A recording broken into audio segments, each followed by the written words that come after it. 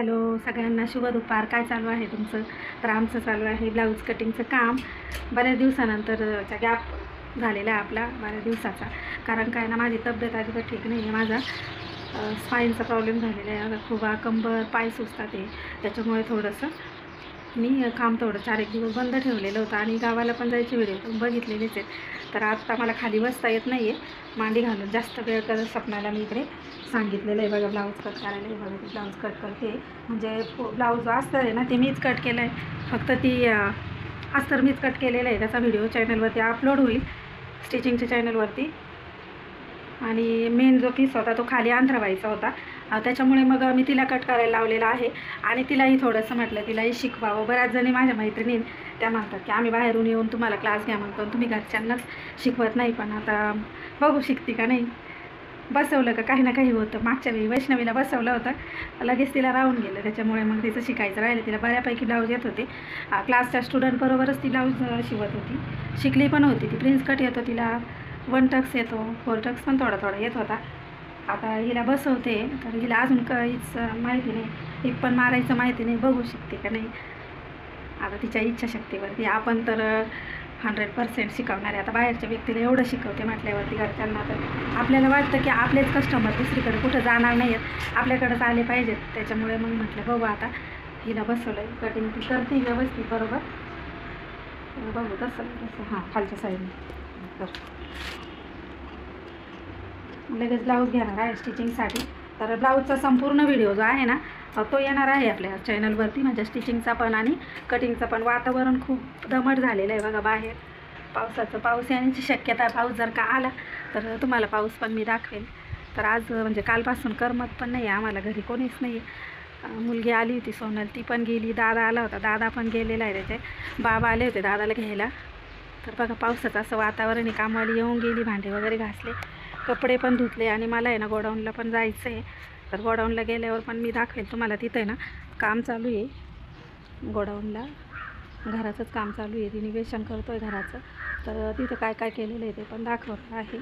आणि हा जो पाठीमागं दिसतो आहे हा बंगला, तर आम्ही शिफ्ट होणार आहोत, शिफ्टिंग करणार आहोत इकडून.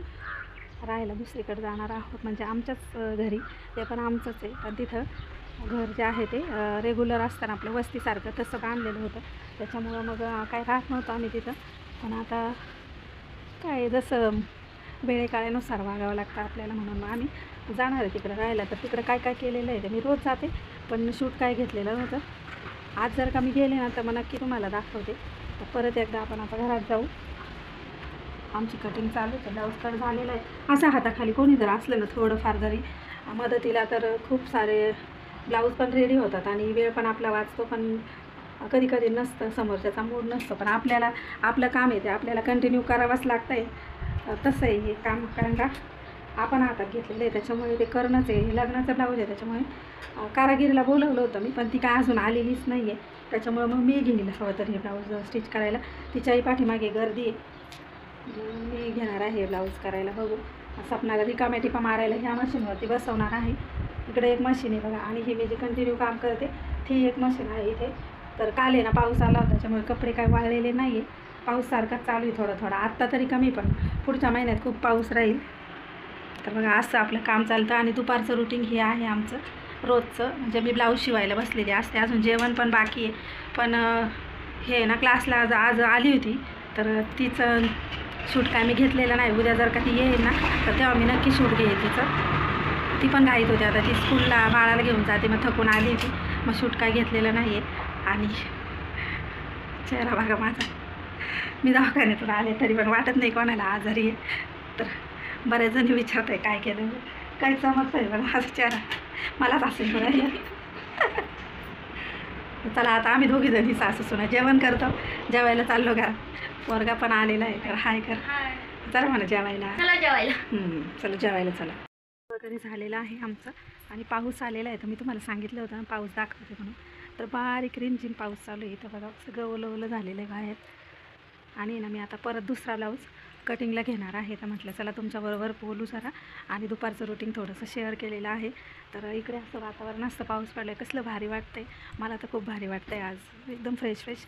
तर कारागिरी येऊन गेली माझी, आणि जो ब्लाऊज मी मागाशी कटिंग केलेला होता ना सपनाने, म्हणजे अस्तर मी कट केलं होतं, ब्लाऊज तिने कट केला. मला खाली बसायला थोडासा प्रॉब्लेम होतो म्हणून. आणि आता दुसरे जे ब्लाऊज आहेत ना ते थोडेसे अवघड होते, तर ते कारागिरीला मी दिलेले नाही, म्हणजे कारागिरी येऊन गेली. तेरा तो ब्लाऊज आहे तो मी दिलेला आहे स्टिचिंगसाठी, साडी फॉल बिडिंगला दिलेली आहे. तर आता दुसरा ब्लाऊजचा व्हिडिओ जो आहे तो आपल्या स्टिचिंगच्या चॅनलवरती येईल. भेटणार आहोत पुढच्या व्हिडिओमध्ये. तोपर्यंत बाय.